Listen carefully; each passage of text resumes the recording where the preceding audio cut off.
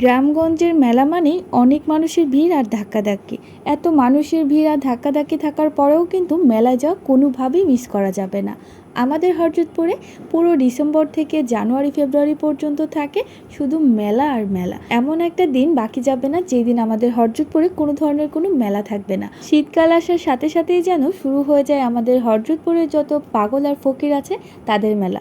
আমার কাছে মনে হয় অতিরিক্ত শীতের কারণে আমাদের এলাকার যত পাগল ফকির আছে সব যেন শীতকালেই মারা যায়। সেই জন্যই সকল পাগল আর ফকিরদের মেলা শুরু হয়ে যায় শীতকাল থেকে, আর যেই মেলা শেষ হতে হতে চলে আসে গরমকাল। আর এইদিকে আমি মেলার ভিডিও করে নিয়ে আসলে সেই ভিডিও আপনাদের সাথে শেয়ার করতে করতে চলে যায় যেন আরও 6 মাস।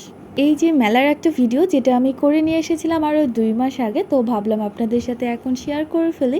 এটা হচ্ছে আমাদের এলাকার কুনিহাটি গ্রামে তুতা পাগলা নামে একটা পাগল আছে যার মেলা শুরু হয়ে গেছে। আর এই মেলাটা ছিল 3 দিন পর্যন্ত। আমরা চলে গিয়েছিলাম প্রথম দিন মেলায় ঘোরার জন্য। ছোটবেলায় মেলায় গেলে 10 টাকা সাথে নিয়ে গেলেই যেন নিজেকে ধনী মনে হতো, আর এখন বড় হওয়ার সাথে সাথে সেই শৈশবের 10 টাকাও হারিয়ে গেছে। আর মেলায় গেলে 10 টাকার কিছু পাওয়া যাবে তো দূরের কথা, 100 টাকা নিয়ে গেলেও মেলায় সেরকম কিছু খুঁজে পাওয়া যায় না। ছোটবেলায় 10 টাকা নিয়ে মেলায় গেলে 5 টাকায় আইসক্রিম কেনা যেত আর 5 টাকা দিয়ে নাগরদোলায় চড়া যেত। আর এখন তো সেই দিন কোথায় যেন হারিয়ে গেছে। তবে মেলায় গেলে কিন্তু সেই ছোট্টবেলার মেলায় ঘোরাঘুরিটা অনেক বেশি মিস করি। যেহেতু বাসার পাশে মেলা, তো ভাবলাম একটু মেলা থেকে ঘুরে আসি। আর সেদিন মেলা থেকে তেমন কিছুই কেনাকাটা হয়নি। তবে আমি এইখানে যে চেনগুলো দেখছিলাম, চেনগুলো দেখার পরে আমার কাছে একটু বেশি ভালো লেগেছিল, তাই আমি এইখান থেকে 100 টাকা দিয়ে শুধুমাত্র একটা চেন কিনে নিলাম। আর কেনা হয়ে গেলে এইদিকে বাচ্চাদেরকে নিয়ে চলে আসলাম জাম্পিং করানোর জন্য। আমি আমার মেয়েকে আর আমার বোনের ছেলেগুলোকে জাম্পিংয়ে তুলে দিলাম, যেখানে যাওয়ার পরে আমার মেয়েটা লাফালাফি করে যেন অনেক বেশি খুশি হচ্ছিল। ফার্স্টে ভেবেছিলাম সে হয়তো বা ভয় পাবে, কিন্তু না, সে জাম্পিংয়ে উঠে অনেক বেশি এনজয় করছিল। যেখানে 5 মিনিটের জন্য দিতে হয় 10 টাকা নাকি 20 টাকা করে। তো যাই হোক, 5 মিনিটের বেশি হয়ে যাওয়ার পরেও বাচ্চারা যেন এখান থেকে কোনোভাবেই নামতে চাচ্ছে না। মেলায় ঘোরাঘুরি করে বাচ্চারা যতটা না খুশি হয়েছে, এইখানে জাম্পিং করার পর তারা যেন অনেক বেশি খুশি হয়েছে। 5 মিনিট ওভার হয়ে যাওয়ার পরেও বাচ্চাদেরকে আরও অনেক বেশি সময় দেওয়া হয়েছিল এখানে জাম্পিং করার জন্য।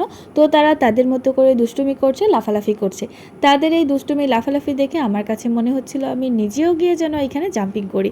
তো দেখতেই পাচ্ছেন আমার মেয়েটা কিন্তু খুব বেশি খুশি হচ্ছে, সে তার মনের খুশি মতো লাফালাফি করছে। তো এক পর্যায়ে অনেক সময় পর্যন্ত এখানে আমাদের সময় কাটানো হয়। তারপর আমরা এখন বাসায় চলে যাব। বাসায় যাওয়ার পথে দেখলাম এখানে ফুচকা বিক্রি করা হচ্ছে, আর ফুচকার সাথে আছে নানা রকমের টক। আর এইখানে আরও একটা টক দেখলাম, সেটা হচ্ছে ভালোবাসার টক। ভালোবাসারও টক হয় সেটা তো জানতামই না। আজকে এই ফুচকাওয়ালার কাছে দেখলাম ভালোবাসার টক। তো যাই হোক, মেলায় যাওয়ার পরে ফুচকা খেতে ইচ্ছে হলো, ফুচকা খাওয়া যাবে না। তার কারণ হচ্ছে মেলায় 20 টাকার জিনিস 50 টাকা বিক্রি করা হয়, এখানে 50 টাকার জিনিস 100 টাকায় বিক্রি করা হয়।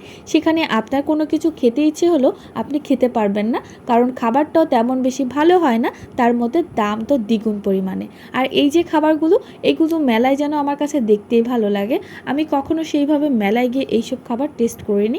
তো আপনারা যদি কখনো টেস্ট করে থাকেন তাহলে জানাবেন এই খাবারগুলো খেতে কেমন লাগে। যদি আপনাদের কাছে ভালো রিভিউ পাই তাহলে পরবর্তীতে মেলায় গেলে আমিও এই খাবারগুলো একবার করে টেস্ট করব। আর এইদিকে দেখেন কিউট কিউট কিছু বেবি রয়েছে।